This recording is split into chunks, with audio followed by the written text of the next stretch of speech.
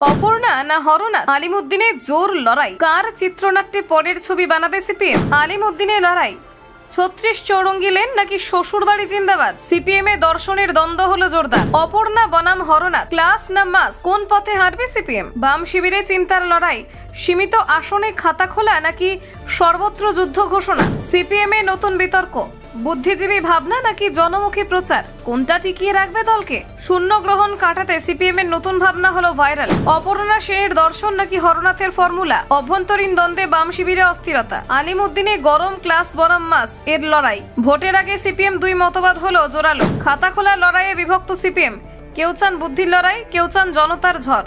BJP বনাম তৃণমূলের মাঝে সিপিএম এর দর্শনের সংঘাত।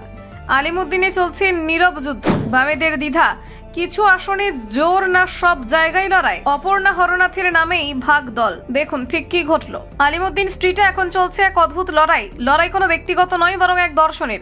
এক পক্ষে আছেন অপর্ণা সেনের মতো শিল্পী প্রাণ মননের প্রতীক, যার চিন্তাধারা ক্লাসের দর্শনকে প্রতিফলিত করে। অন্যদিকে রয়েছেন হরনাথ চক্রবর্তীর মতো গণমুখী নির্মাতা, যিনি দর্শকের কাছে পৌঁছানোর পথ জানেন মাস এর ভাষায়।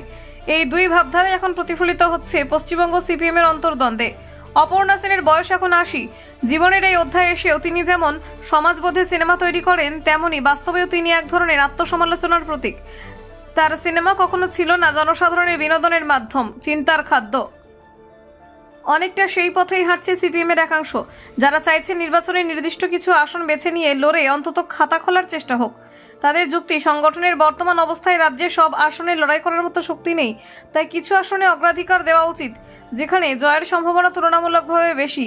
এতে অন্তত শূন্যগ্রহণ কাটিয়ে দলের মনোবল ফেরানো সম্ভব হবে। অন্যদিকে হরনাথ চক্রবর্তীর সিনেমার মতোই আরেক অংশের মতে লড়াই সার্বিক হওয়া উচিত, কারণ কেবল নির্বাচনী ফল নয়, দলের অস্তিত্ব এখন প্রশ্নে। তাদের বক্তব্য, যদি সীমিত আসনে লড়াই হয় তাহলে বিজেপি আরও বেশি জায়গা দখল করবে, যা শেষ পর্যন্ত তৃণমূলের উপকারে আসবে। এই বিতর্কের মধ্যে রাজনৈতিক কৌশলের থেকেও বড় হয়ে উঠেছে মতবাদের সংঘাত। একদল বলছে বাস্তব মেনে নিয়ে ছোট পরিসরে লড়াই করার বুদ্ধিমানের কাজ হবে। অন্যরা বলছেন বাম রাজনৈতিক ঐতিহ্য মাঠ থেকে সরে দাঁড়ানো নয়, সেই নীতি থেকেই সরে যাওয়া চলবে না। সিপিএম এর ইতিহাসে এমন দর্শনগত টানাপোড়েন নতুন নয়, কিন্তু বর্তমান প্রেক্ষাপটে এটি হয়ে উঠেছে দলের অস্তিত্বের প্রশ্ন। একের পর এক নির্বাচনে পরাজয়ের পর এখন লক্ষ্য অন্তত কিছু আসনে জিতেই রাজ্য রাজনীতিতে ফিরে আসা। এ অবস্থায় সিপিএম এর পেশাদার সমীক্ষক নিয়োগ করে জেলা ও আসন ভিত্তিক রিপোর্ট তৈরি করছে। সেই রিপোর্টের ভিত্তিতে তৈরি হচ্ছে নির্বাচনী তালিকা।